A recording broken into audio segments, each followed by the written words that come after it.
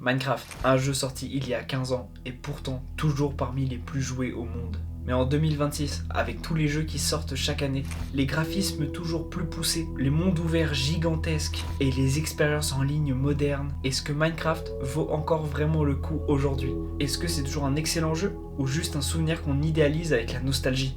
J'y ai rejoué sérieusement récemment et la réponse est bien plus intéressante que ce qu'on pourrait croire. Pourquoi Minecraft existe encore en 2026? La première chose à comprendre, c'est que Minecraft n'a jamais reposé sur la technique. Le jeu n'a jamais vendu du réalisme. Il n'a jamais vendu des cinématiques incroyables. Il n'a jamais vendu une histoire spectaculaire. Minecraft vend autre chose, la liberté. Et cette liberté reste quasiment unique aujourd'hui. Quand tu lances Minecraft, le jeu ne te force à rien. Tu peux survivre normalement, explorer, construire une maison simple, créer un château géant, automatiser une usine entière, speedrun le dragon, jouer roleplay, modder totalement le jeu, jouer en hardcore, faire du PVP, jouer entre amis. Et très peu de jeux offrent autant de façons différentes de jouer. C'est pour ça que Minecraft traverse les années. Chaque joueur vit une expérience différente, ce qui a énormément évolué. Beaucoup de gens pensent encore à Minecraft comme au jeu de 2012. Une plaine, quelques moutons, une maison en terre et basta. Mais en réalité, Minecraft a énormément changé. Aujourd'hui,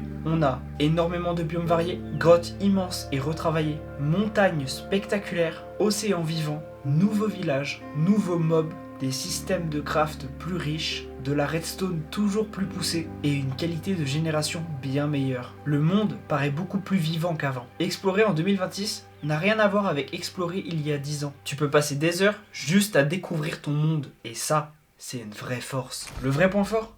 Jouer entre potes. Soyons honnêtes, Minecraft en solo, c'est bien. Minecraft entre amis, c'est autre chose. C'est là que le jeu devient exceptionnel. Créer un serveur avec des amis transforme totalement l'expérience. Tu commences avec, on fait juste une petite survie tranquille. Et 3 jours plus tard, quelqu'un a construit un château absurde, un autre a disparu à 10 000 blocs, quelqu'un a brûlé la forêt, un joueur a lancé une ferme industrielle, un autre a perdu tout son stuff dans la lave. Minecraft génère naturellement des souvenirs. Et c'est rare. Beaucoup de jeux sont fun sur le moment. Minecraft crée des histoires que tu racontes encore des années après. Et là, on arrive à une autre raison énorme pour laquelle Minecraft vaut encore le coup. Les mods. Si la version Vanilla ne te suffit plus, tu peux transformer le monde en toute autre chose. Tu peux jouer une survie hardcore ultra réaliste, un RPG complet, tu peux même vivre une aventure Pokémon dans Minecraft, tu peux fabriquer une usine automatisée géante, tu peux survivre à une apocalypse zombie, tu peux débloquer des pouvoirs magiques, tu peux vivre une aventure scénarisée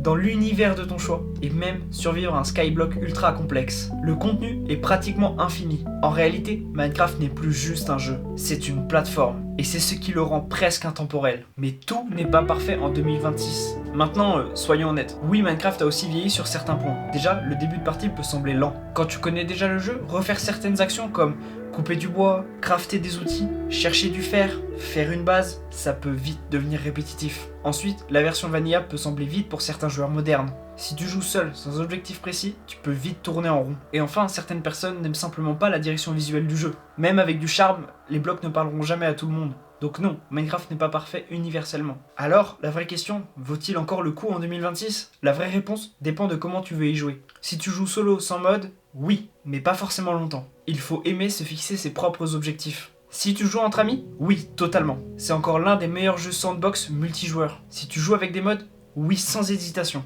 Le contenu devient gigantesque. Si tu n'y as jamais joué, absolument. Minecraft reste une expérience culte à découvrir au moins une fois. Et maintenant, mon avis personnel. En y rejoignant récemment, je me suis rendu compte d'un truc. Minecraft n'est plus juste le jeu de notre enfance. C'est un jeu qui continue d'évoluer et qui reste meilleur que beaucoup de nouveautés sur un point essentiel. Il laisse le joueur créer son propre univers. Et ça, c'est rare aujourd'hui. Dans une époque où beaucoup de jeux te tiennent par la main, Minecraft te donne juste un monde et te dit « débrouille-toi ». Et c'est précisément ce qui fait sa force. Alors, Minecraft vaut-il encore le coup en 2026 ? Une seule réponse possible.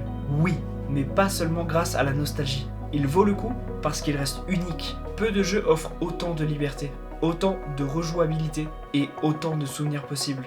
Et toi, tu y joues encore en 2026 ou tu as définitivement tourné la page? Dis-moi ça en commentaire. Et moi c'est Nastri. Si t'as aimé la vidéo, n'hésite pas à aller voir les précédentes et abonne-toi pour ne rien rater.